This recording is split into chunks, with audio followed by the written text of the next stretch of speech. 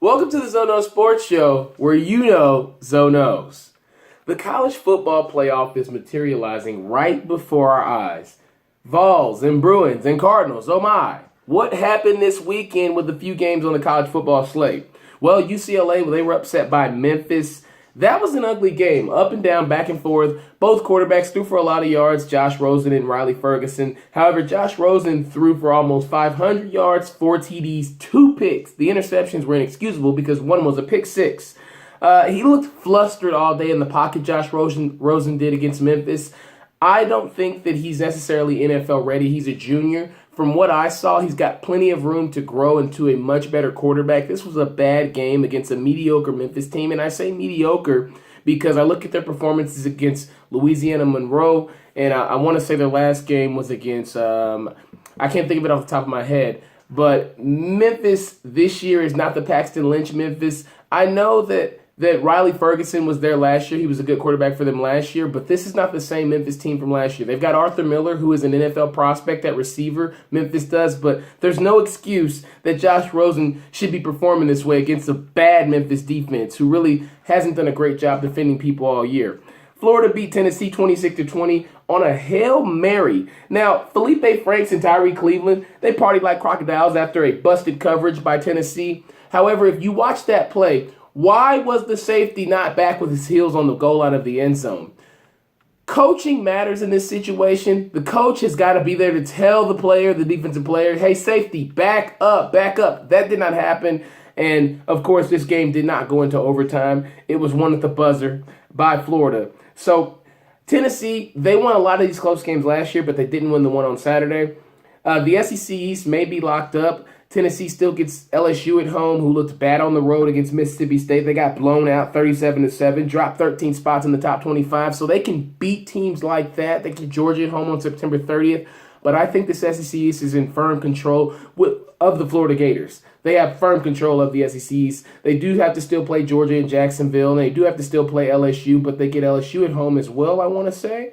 So they could lose those games, but Quentin Dormady, 3 picks for Tennessee. Help John Kelly out. The man rushed for 141 yards on 19 carries. Help this man out, Butch Jones.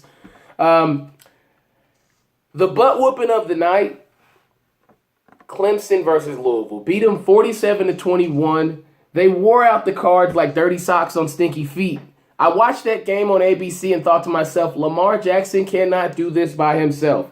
Yes, he threw 3 TDs, but he did throw a pick 6, so I'm going to attribute this loss somewhat to him as well. But, I mean, he did throw for 300 yards and still rushed for 64.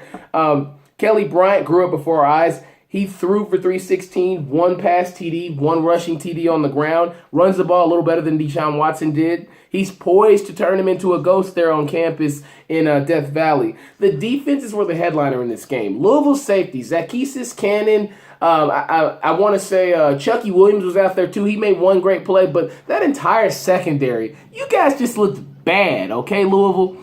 What are you guys going to do on defense to shore that up? I mean, you hired Mississippi State's defensive coordinator. I don't know why, if you looked at their defense last year at Mississippi State, you look at the performances they put forth. You traded with Mississippi State and swapped them like Pokemon cards for, you give Todd Grantham to Mississippi State, he goes there, and then you take their bum? Because obviously Mississippi State fired their defensive coordinator Mississippi State fired their defensive coordinator for a reason. So Louisville's going to bring him in and hire him?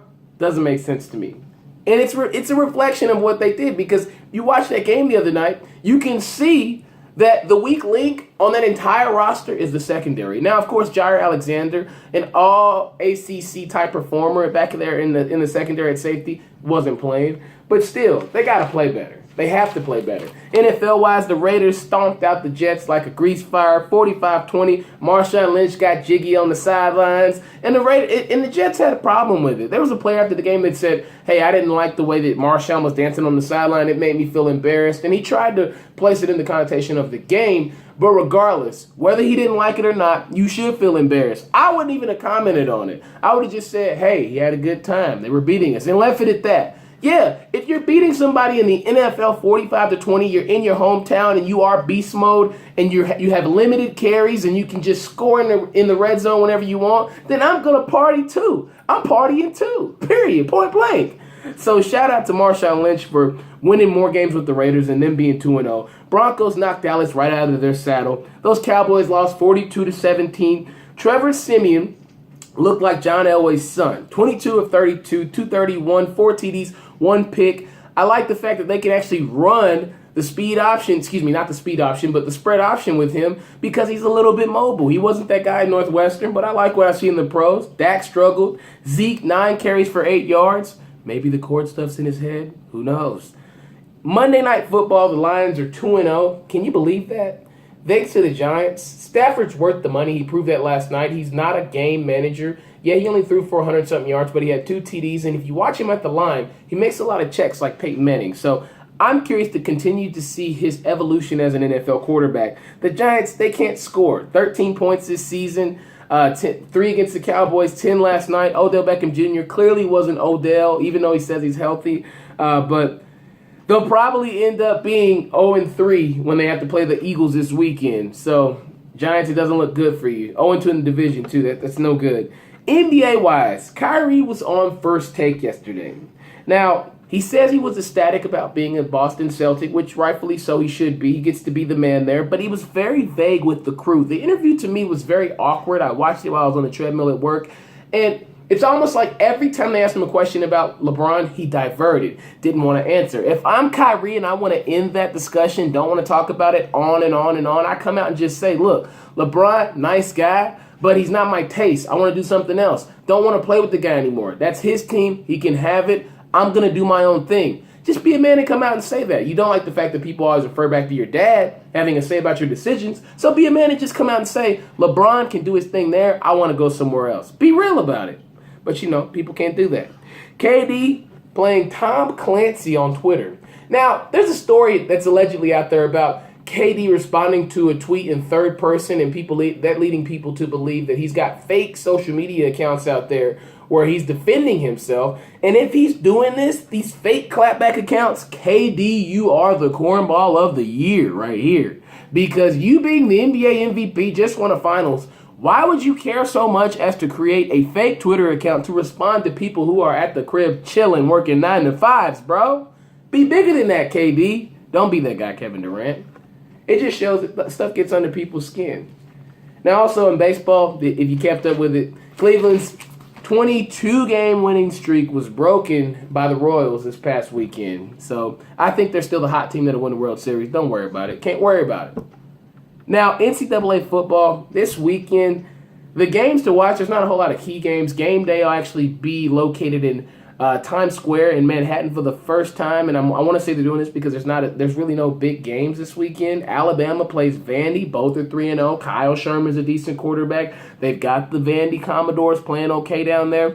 I look to see how Alabama does on the road, but we all saw what they did on the road at Tennessee last year. So when they come to Tennessee, they handle business. So I think they'll handle business against Vanderbilt, and they better throw all their anchors down for this one. Now, Michigan also plays Purdue. And I think Purdue will have a pretty good game against Michigan. I look at this Purdue team and how they performed against Louisville. This team has talent. But can they bring it to the field and display it at home on Saturday night? We shall see. The Giants, as I stated, they'll be playing the Eagles, and they could likely be 0-2 in the division. Next show, we'll have plenty to rap about, plenty to talk about. Make sure you keep up with Zono Sports, where Zoe knows.